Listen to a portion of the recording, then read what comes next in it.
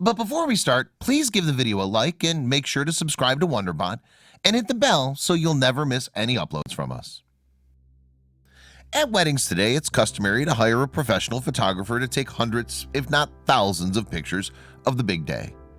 And those images often capture everything from the moment the bride slips into her gown to the end of the reception, when the newlyweds leave in a chauffeured car.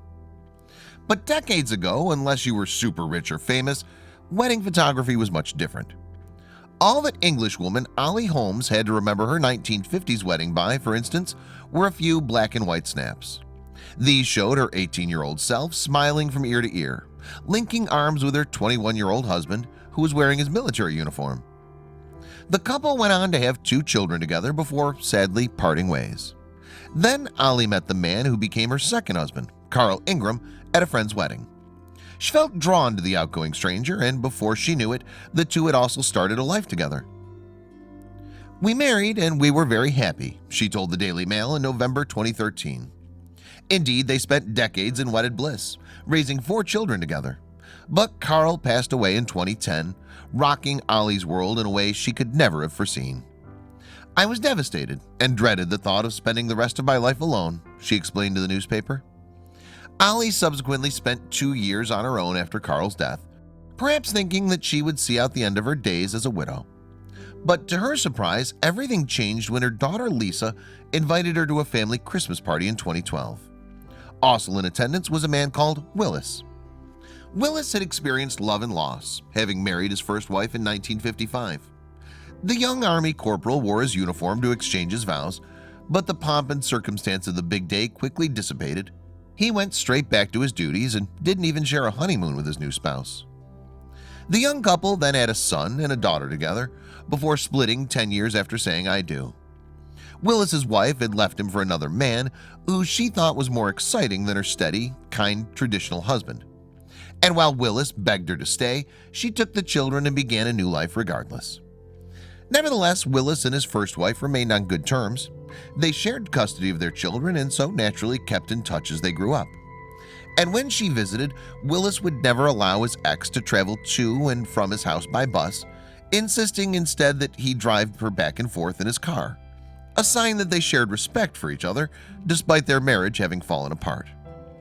And although weekly custody visits kept him in touch with his partner from his first marriage, Willis was also able to rebuild his personal life. He met, fell in love, and tied the knot with a second wife. After she passed away, Willis then married a third time. Sadly, wife number 3 also made Willis a widower. Indeed, poor Willis never did quite get his happy ever after. Until that fateful day when he accepted an invitation to the Boxing Day party where he met Ollie. Having recently lost his third wife, meeting the widow happened at just the right time. But the couple had actually fallen in love once before. In fact, Ollie even had the monochrome pictures to prove it. That's right, Willis was the military man in the black and white snaps from her first wedding, the 21-year-old she married back in 1955. The pair had first met in 1951 when Ollie was just 14 and Willis 17. And the spark between them was undeniable, although they didn't go on their first date until 3 years after their initial introduction.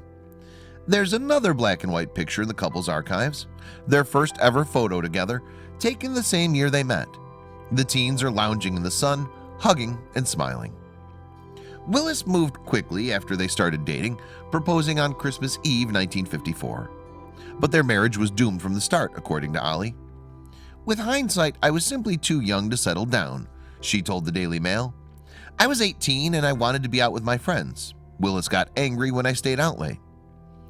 Then the schism between them widened when Ollie met Carl and found him to be much more exciting than the husband she had back home.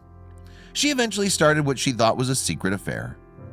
"I now know Willis suspected it for a while but hoped it would fizzle out, and that's why he never said anything," she said.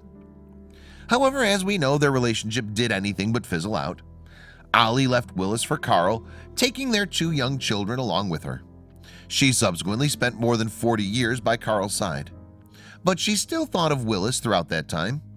Indeed, in October 2013, Ollie admitted to the Daily Mirror, "I still had feelings for Willis, but I didn't show them. He never said anything to me." And Ollie realized just how strong those feelings were when her daughter called her to tell her that Willis's third wife had passed. Ollie initially misunderstood the news, however. She said to the Daily Mirror, "My youngest daughter called to tell me, and I thought she said Willis had died. My heart just stopped. It really shocked me." That shock turned into butterflies, though, when Ollie found out that Willis would be attending her daughter's party that Boxing Day. "I was so excited," she told the Daily Mirror. "We sat in the conservatory chatting for hours," she added. "When he went upstairs, I followed him. I wanted 2 minutes on our own because all eyes were on us. Before I could say anything, he got hold of me and gave me this great big kiss. It was wonderful," she went on to recall. "You know, if the kiss is right, everything is right." That's when I heard the grandchildren shouting, "Granddad's kissing Grandma." And within 2 weeks of that reunion, Ollie and Willis had fully rekindled the flame. He even went home to gather his things and moved right into his former wife's home. This time, however, they were wary of rushing into anything more serious. Both of us were going through a bereavement and didn't want to make any life-changing decisions until we were absolutely sure, Ollie said to the Daily Mirror. 6 months later, though, the couple's daughter, Lisa, returned a piece of jewelry her mother had given her. The engagement ring Willis had given Ollie almost 60 years before. And not long after that, he got down on one knee and offered his first wife the same ring. They later walked down the aisle in August 2013 to the perfect song, Barry White's "My First, My Last, My Everything."